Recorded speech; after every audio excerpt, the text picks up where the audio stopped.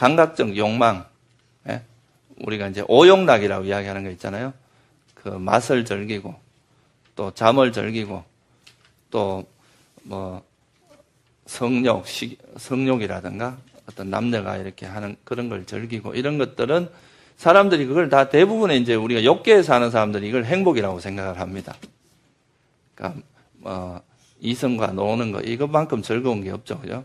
그리고 뭐 돈, 우리가 권력, 명예, 뭐 식욕, 뭐 이런 것들, 맛에 대한 탐착 이런 것들을 즐거움이라고 생각하는데, 부처님께서는 이 감각적 욕망이라는 것을 좀 깊이 이렇게 관찰을 해보니까, 이 감각적 욕망이라고 하는 것이 이제 본질이 마치 뭐와 같으냐 하면, 이게 이제 아주 그 날카로운 이 칼에 발려 있는 꿀과 같다는 거죠.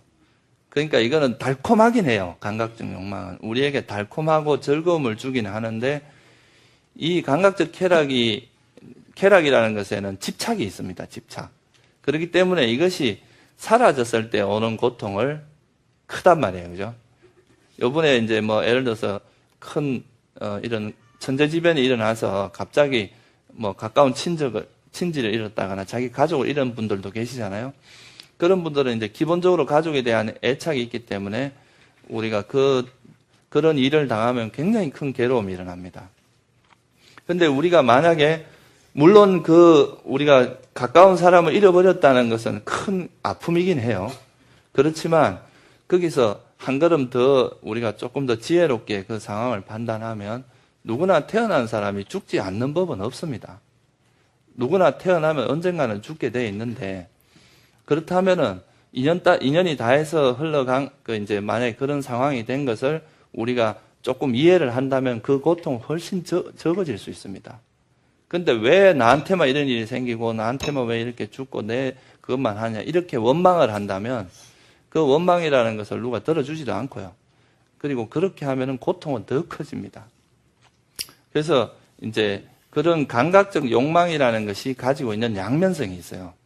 우리가 즐거움이긴 하지만 그것이 지속적으로 그것이 사라졌을 때 오는 고통이 있고, 또 감각적 욕망이라고 하는 것은 내가 원하는 만큼 나를 만족시켜 주질 못합니다.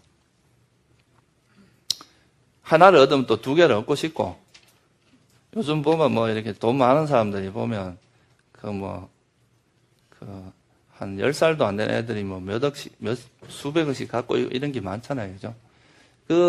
그렇게 큰 부를 축적한 사람들일수록 남들이 가지고 별로 없는 사람들이 가지고 있는 몇 개가 또 탐이 나요.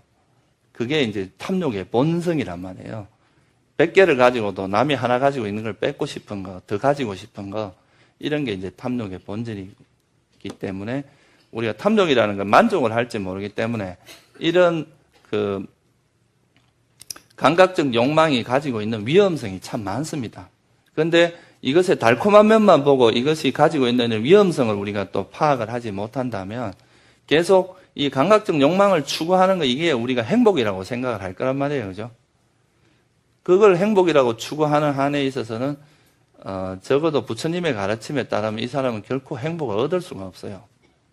이 생에는 항상 헐떡거리다가 일생을 보내고, 그러다가 이 생을 마치면 또 그 감각적 욕망의 갑오로서 악체에 태어납니다.